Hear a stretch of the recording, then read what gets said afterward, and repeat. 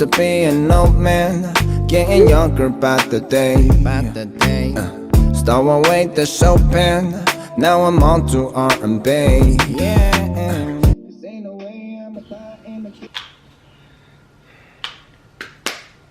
Hey guys, what's up? So you probably clicked the video because of the title. So let me tell you what happened. So about 2 months ago, I walk into this shop, and this shop, I'm sort of their regular customer now. So I go in, right, and I see this girl, and I really like her right away, and I just like the way that she presents herself, and I kind of wanted to get her number, but I chickened out. Why? Because it's a busy shop. Her colleague is like right beside her, okay, and a lot of customers around constantly, so I didn't want to be rude and just stay and talk with her for like 2 minutes and then ask for her number while all the other customers are waiting behind me. I didn't want to do that. It's too rude, and I didn't want to be really direct. Just be like, hey, give me your number. That's just like saying, hey, you want some dick? That's just kind of like that. So I didn't want to do that either. I'm introverted, so my approaches are usually really indirect. For example, I'll give you an example.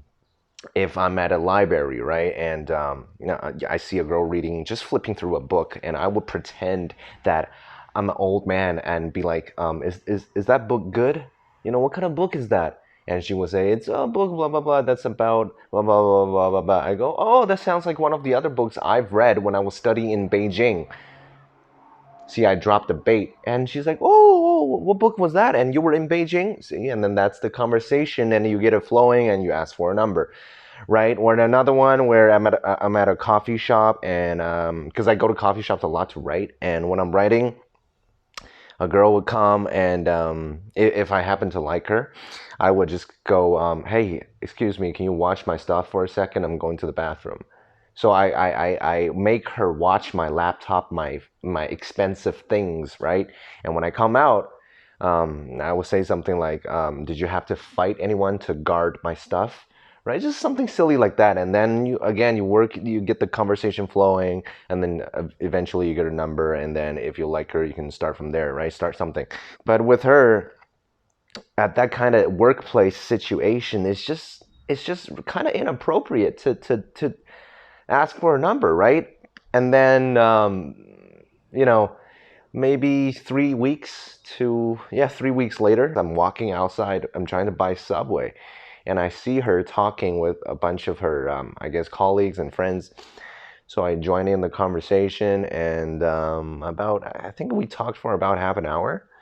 I mainly listened. I did a little bit of talking. I mainly listened to the other groups, and then there was a point where she left for something, and then I kind of went after her and got her number, and yeah, so right away we started flirting really like strongly, like holy shit, she was strong and I was pretty strong, so we started flirting back and forth, and then all of a sudden, nothing.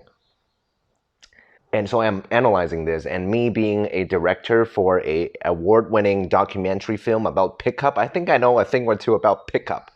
So I'm analyzing my texts, right? I'm like, oh, thinking back, like, what went wrong? What went wrong? Because it's always your fault. It's always the guy's fault. So I'm analyzing. Boom, maybe it's the last text. What happened is,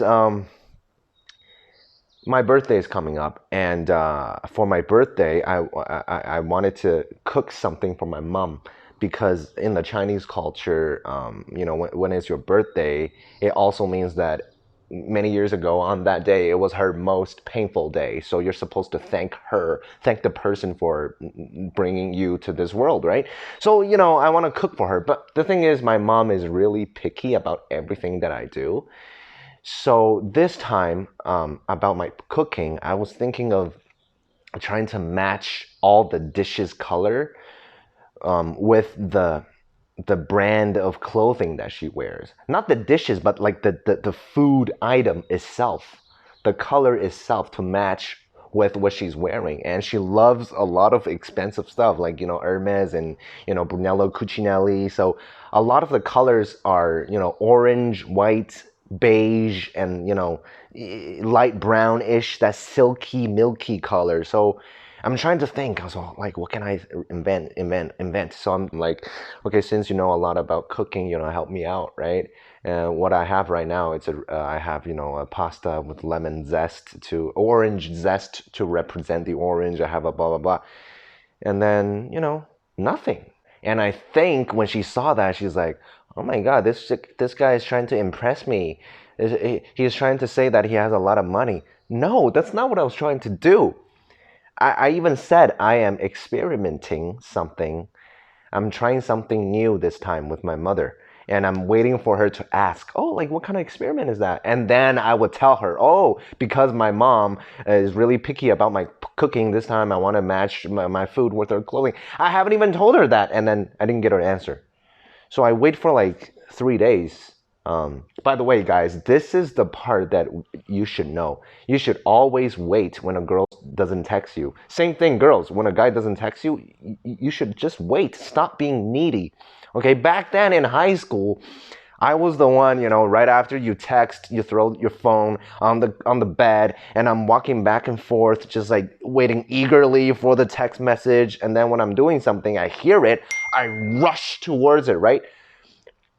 That's not the right mentality you should have. You know, just live on with your life. Just do anything that you would normally do. For example, you know, I would spend the time practicing some new magic, work on some new recipes, hang out with homies. What up, homeboy? Yo. Play some video games, pick up that book that you've been meaning to finish. So what I'm saying is, you should always find other things to text and other girls to do. I mean,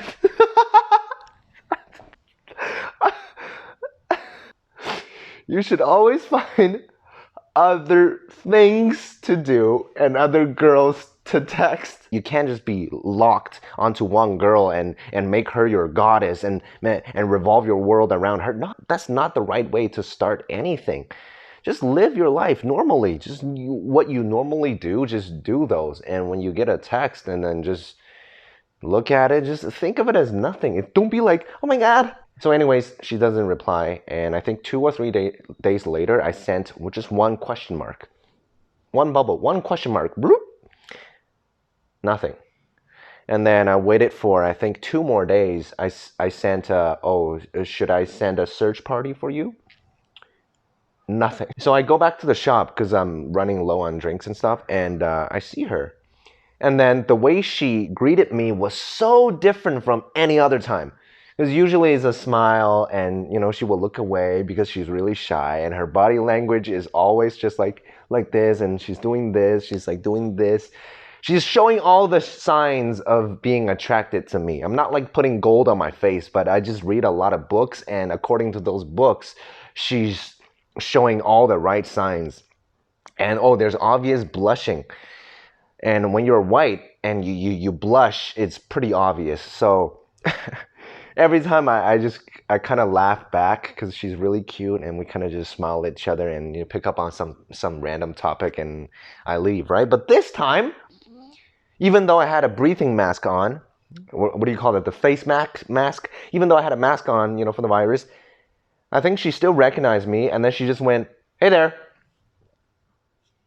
And then I waited for a couple hours, and I sent her a text. I say, oh yeah, because she had told me that she doesn't like wearing makeup, so I sent to her, I thought you don't like wearing makeup, like almost never.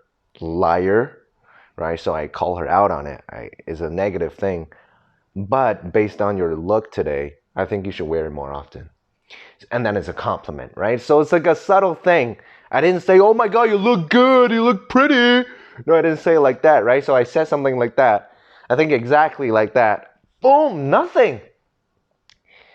So then I wait for 9 more days. This is 9, by the way, in Chinese. So I wait for 9 more days. And then I thought about something. I'm like, I'm going to pull this one move that I've never done before. I told you earlier that I'm usually really indirect with my approach. And I just thought, how about we go really, really direct with this one? Because think about it this way. Me and her, we're already at the worst situations. She's not texting me. Like, you can't get worse than worst.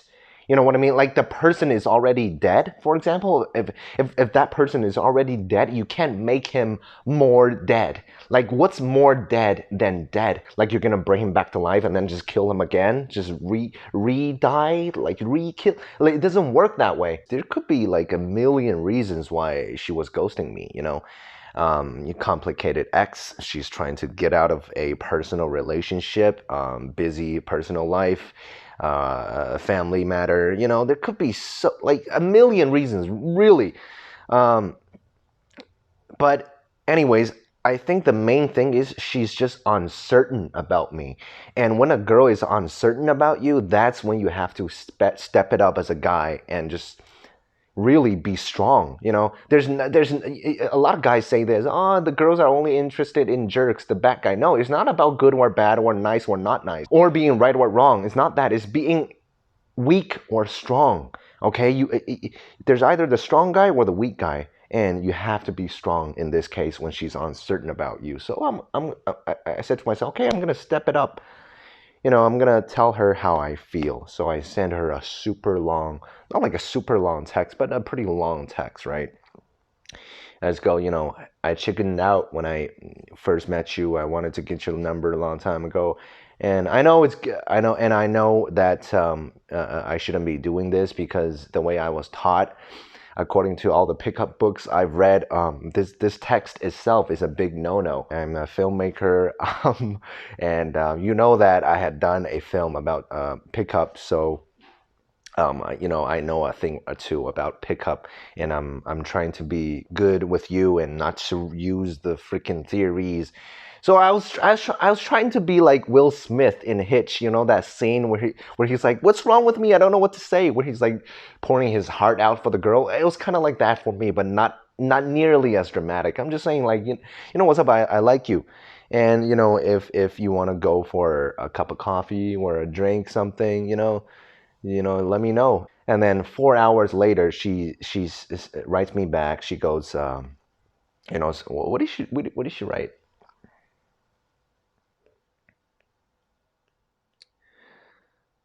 She goes, "Hey, sorry, I've been missing in action.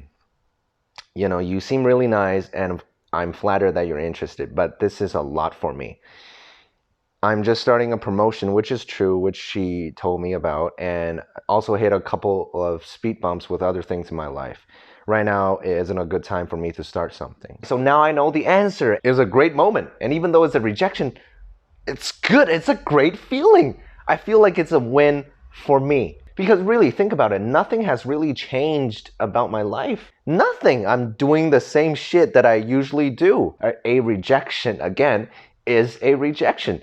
She could have many boyfriends for all I care, but I don't give a fuck. You know, she rejected me, which means at this current state, she is not currently interested in me, and I am fine. I am perfectly fine with that. And honestly, I've had many similar cases before, and one of them, this was happened in film school, similar shit, and one of them started ghosting me, and then out of the blue, like 2 months later, she sends me a text, and I was like, what the fuck, right? And at that point, it's up to you on whether or not you want to reply. So I didn't feel like it. So the same case might happen here, and I don't know what I will do. And she says, "You seem really nice, and I'm flattered that you're interested." You seem really nice. I don't like that word nice. And I think she's trying to say you seem like a gentleman. That's what she's trying to say. Like, nice guys don't flirt. Nice guys aren't strong. Okay, if you want to know more about it, read this book, No More Mr. Nice Guy. A very good book. You might find yourself in this book. It's a great book. Yeah, so nice guys don't flirt. We were really flirty. I'm not gonna show you because I don't want you to steal my lines, and and China is really sensitive on this topic as well. So I'm not gonna show you. So guys, when you get rejected, who cares? You know, if you have a good life, it doesn't really matter because it doesn't really change anything about you. You only feel shitty about yourself and start crying even when you have a shitty life around yourself. You make your life shitty. All right, you probably like eat McDonald's every day. You're dirty. You don't take showers. You don't groom yourself, and your own mother doesn't even like you. So how can a normal girl like you? Come on. So if you're single, you know, just really get out there, and you should research on your own on how to be more talkative. You have to step outside of your comfort zone if you want to learn something, if you want to master something. That's usually the case. And during the process of learning, you're gonna meet a lot of obstacles. Yeah, for sure. And those obstacles are usually pretty painful. Yeah, that's life. You know, this might sound a little philosophical for you, but you know, we need pain to grow. In fact, we need constant pain. And what I mean by that is, for example, you look at my personal life, right? Yeah, I wrote something that won this award, right? But that's not over. Even if that script gets turned into a movie, okay, what's my next project? I have to write it again, and you have no idea how painful it is to just stare at this empty paper every time you sit in that chair, and you just go, oh my god. Okay, fade in. Interior dot the thing with the, like, what do you write? It's really painful, but you know, a couple months later, you come up with something. You gotta edit it, re-edit, re-edit, re-edit, and then that finishes, and then you have to rewrite another one. So it's constant pain, constant pain. But the key is that pain has to be enough so we can sustain it. It can't be too painful. That challenge cannot be too great. If it's too great, then our human nature just want to give up. You're like, fuck, this shit is too hard. Nah, fuck it. That's how I see snowboarding. Snowboarding, that shit is way too hard for me. Skateboarding, snowboarding, all sorts of boarding. There's no way I'm doing flips, like 1,000 flips in the air and land on my neck and break. Nah.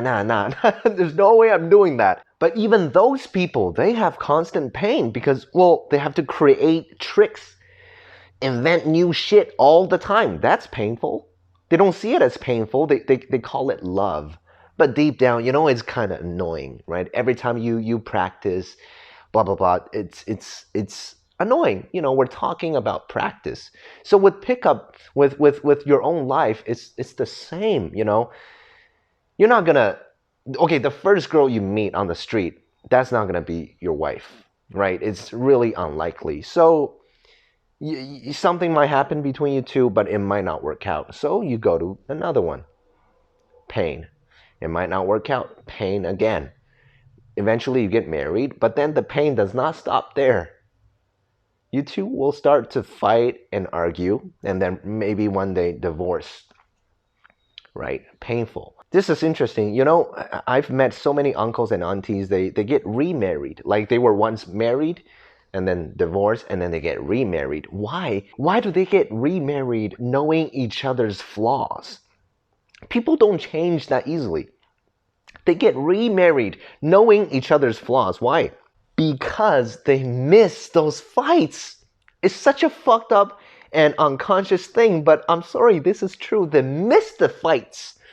They miss the useless arguments. They miss the smashing of the glass on the wall. They miss those.